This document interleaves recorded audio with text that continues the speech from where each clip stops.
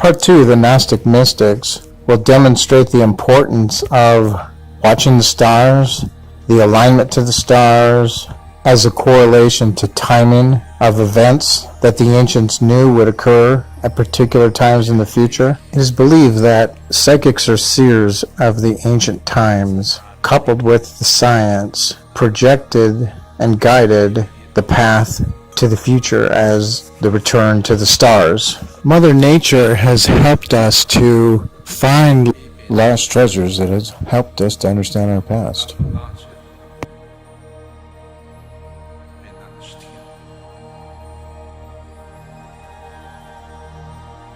An incredible artifact was found that changed the way we looked at everything. The discovery of many ancient artifacts and relics that have helped us understand what the ancients knew. It is most astounding to fathom the intricacy of such a device. It has been postulated that many things in the ancient past were reverse engineered or reinvented from other more ancient times and more advanced knowledge and science. In any case, the fascination with the stars was likely to be much more of an important science blended with spirituality that beckoned the awakening of consciousness. What future event or time was so important to take such painstaking effort to calculate time with such precision? The Mayan calendar and the Egyptian calendar both ended in 2012. Or did they? As our consciousness has expanded, we have become aware of deeper understanding, because the Mayan calendar has actually been shown to end or begin a new cycle around May 22nd, the Silver Gate. This occurred in 2017. The Egyptian calendar held other clues that pointed to this most auspicious alignment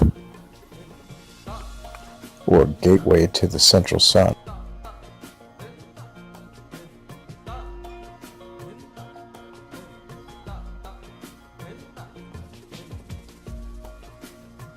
The Knights Templars found the lost book of Moses under King Herod's temple as they decoded a copper tablet which led them to it. Within this hidden repository, they discovered riches as well as the wealth of knowledge that was in this ancient book. This led them to step back from the church, as the things that were revealed were unlike what was being taught through the church. The book itself was on an altar, and around the base of that altar was the signs of the Zodiac.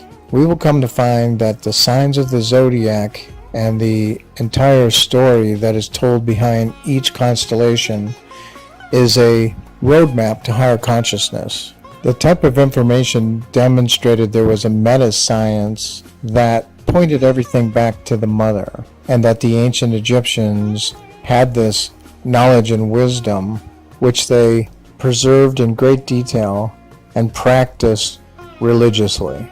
There is a central story at the center of the Zodiac wheel that is paramount to the awakening of consciousness, as it represents the pathway home. There has been few authors that have speculated what all these symbols mean. When viewed through the right lens, they tell a story of our origin and our return to the stars. Throughout this video series, more information will be revealed that ties all these pieces together. There's a lot of information that lays this foundation so that a sacred temple can be erected, revealing all of the hidden wisdom. While all pieces of this story don't exactly always flow in a linear fashion. Each of the pieces, when assembled, reveal a greater picture. The mother cow goddess, called Mathues, is a celestial cow that gave birth to the sky and was daughter to Amen and Nut. She represents the spiritual river of heaven and the water chaos where life started. As associated with the cult of Isis, she was protector of the deceased in the underworld. She is the great celestial water, the great flood or abyss. She sits right in the Milky Way, which is essentially the Nile. This is the location of Taurus, and the eye is Aldebaran. The eye of the bull is Aldebaran. Curiously, this is also the location for Hades, or the underworld of the Romans. Nekhet is the name of the king's flail, symbolizing masculine energy. It is depicted as sticking out of her back. It's also interesting to note that coming off of her collar is an 8-pointed star, which will be revealed more and more as central to this story. It is also very interesting to note that the name of Pleiades in the Book of the Dead is Nekhet. The sun god Ra is born from Mathues. The Temple Dendera has many signs and indications that astrotheology, astronomy, and even a deeper science associated with the stars was prevalent. As we proceed through this material, one will come to understand the importance of the signs of the Zodiac. The information that is hidden in the story becomes more obvious that the ancients knew about the origins of the soul and the ascent of the soul, as well as the awakening of consciousness into higher forms of perception and the integration into the multidimensional levels of consciousness. Many ceremonies were conducted that were more of a meta-science meets a form of a sacred act of aligning with nature, all the elements, and the cosmos. Here we see the high priest Imhotep performing the pulling of the rope ceremony, aligning the temple to the proper star locations that the temple correlate with. All the alignments were precise and with intent, just like Dendera being aligned with the 26 degrees north latitude, which also represents the ancient road that leads to the Red Sea, actually began there. Many of the ceremonies included the goddesses that had correlation or representation to the mother or creation. The ceremony called Putzed happened on a starry night at the summer solstice and was said to have occurred at the dawn of their civilization and was thus repeated in an unbroken chain. This ceremony would happen in an area along the Nile, carefully chosen for its relationship to certain stars. The pharaoh and the high priest of the mystery school located a group of stars over the North Pole. The primary character in this group of stars was the red hippopotamus called Taret. We call the same group of stars Draconis, and the character for us is the dragon. The most brilliant of all star, directly located over the North Pole and the axis of the planet, was Draconis, which was replaced by Polaris 4,320 years later.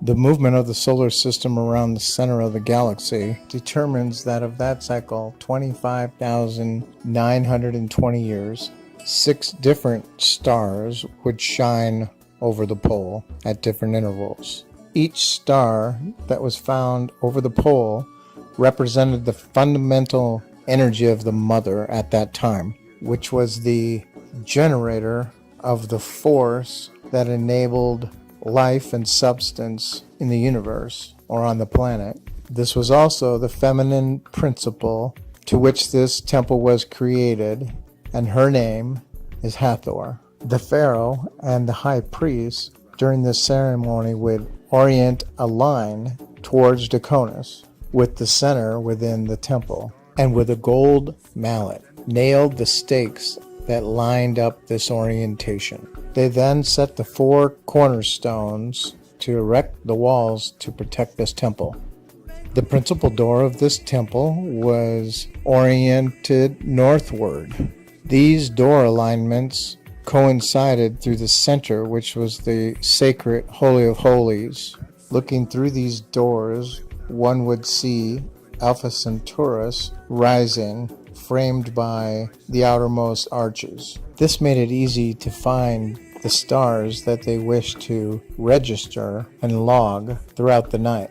That same night, looking west, Sirius could be located at 90 degrees from the previous door and alignment. Sirius was the symbol of Isis in the sky. In her honor, they built another temple in alignment to Sirius. The door of that temple would frame the region of the sky where Sirius rose. This visage would appear each year on the 21st day of June. This date, which fluctuated between the 21st and the 22nd, is the birthday that's celebrated for Isis, which is also the summer solstice. What was so important about the stars that the Great Pyramids would be so precisely aligned to the constellation over Orion? These alignments were so important that they painstakingly created many indications in a variety of ways that demonstrated the importance and the alignment to the constellation of Orion as the central piece that points to the Golden Gate. There's a lot of symbolism going on in this central zone of the Zodiac wheel, which we'll get into in more detail later. However, it primarily has to do with the alignment to receive the Sa energy, the life force from the stars.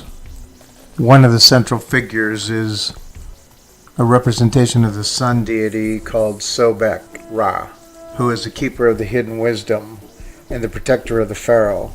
Interpretations of his name suggest he who unites.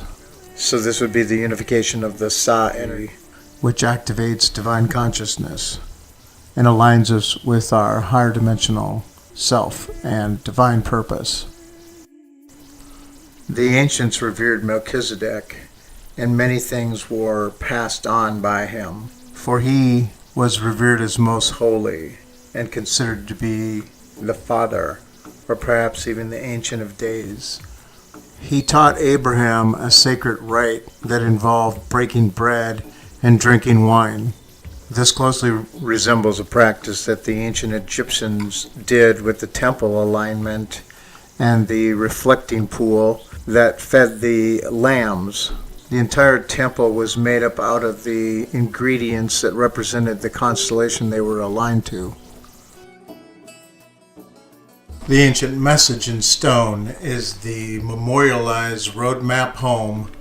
When viewed through the proper lens, everything becomes ever the more so clear. There are many clues throughout ancient scripture that highlight these ancient secrets, which are now being laid out at your feet as the book with 7 seals is opened more fully. With the importance of the gates in mind and their alignment to galactic center, various aspects or angles begin to stand out as fairly obvious.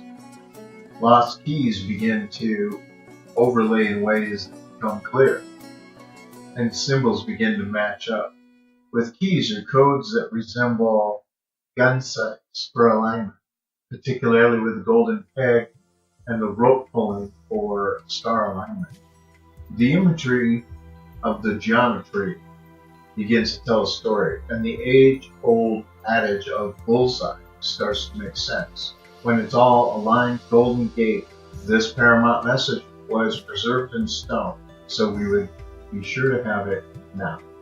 There are many things that make it abundantly clear that the church knew about all these secrets and what they did and how to use them. Well, not fully, but as we shall see, in an attempt to use them, and they certainly knew what to disconnect us from, beyond our sexuality, hiding the wisdom of all things seventh seal. The significance of the alignments was understood. The secret societies, such as the Freemasons, had this information, and thus it was applied by the Founding Fathers in the design for Washington, D.C. At the end of the reflection pool is the Lincoln Monument. The original designed for the Lincoln Monument was a step pyramid. The eyes of Lincoln look out across the reflecting pool like the Sphinx watching for the constellation of Orion. A stairway to heaven, which reflects what the book of Enoch says, that the Golden Gate and the Silver Gate are places that you could descend and ascend. Many things have been taken literally. In fact, the Vatican created St. Peter's key as a contract that controls the three crowns that you see pictured there, representing mind, body, and soul, or body being the earth, and in essence keeping us bound here. So clearly they understood we could ascend. This understanding was gleaned from several places. Here in the Bible it says, "Behold, he received the keys of the kingdom of heaven. The power of binding and loosening is committed to him." In order to understand this phrase, we can find clarity here in Job 38. Can you bind the chains of the Pleiades or loose the bonds of Orion? And a reference to the Zodiac. Again, a deeper understanding of its importance, which shall become ever the more clear as we proceed. And a very telling next couple of lines. Do you know the ordinances of the heavens? Can you establish their rule on the earth? In other words, if you understand all these things, like Uriel told Enoch, then you can have dominion over your reality or kingdom. The reference to the bear is paramount because while it's at the center of the zodiac that we were referring to as the Dendera zodiac earlier, it is also the Big Dipper and Draco, all combined in interconnected imagery. And in the Greek mythology, Ursa Major was actually a beautiful woman who captured the heart of the mighty Zeus. So there you go. The divine feminine at the heart of everything. The center of the wheel. The wisdom of Sophia. Thus, all the more reason for the church to suppress femininity and sexuality. You may have seen this before in some of my other videos, but it's very important to glean a deeper meaning. Do you know, Asclepius, which is Greek for Imhotep, that Egypt is an image of heaven, or to speak more exactly, in Egypt all the operations of the powers which rule and work in heaven have been transferred to the earth below. Transferring their rule to the ground is something we've seen all around the globe. Temples and alignments to the stars. The middle way, the balanced way, with focus on the center, halfway between the two. The twin brothers story, which plays a paramount role in everything, as the mind and the heart. In fact, even Lucifer and Jesus represent the twin brothers, just like Sanat Kumara and Sananda Kumara do. It is less about the evil Set cutting up Osiris and more about the hidden wisdom understanding, which is highlighted throughout this material. A golden age prophecy was told within the mystery school of the ancient times. It represented a time in the future when a grand return and grand alignment occurred. The great return was of the originals. This image shows a grand alignment. We now know that this spear pointing at the bull is not about stabbing it. The wheels with 24 spokes are times and cycles. Every aspect of this picture can be explained. But more importantly, this happened. These grand alignments have been occurring as the seals have been opening. Revelations is a version of the Golden Age prophecy. We'll break those down in another video. The seals of Revelation. Dimensional shifts, celestial events, great awakenings have all been occurring ever the more so since these dates.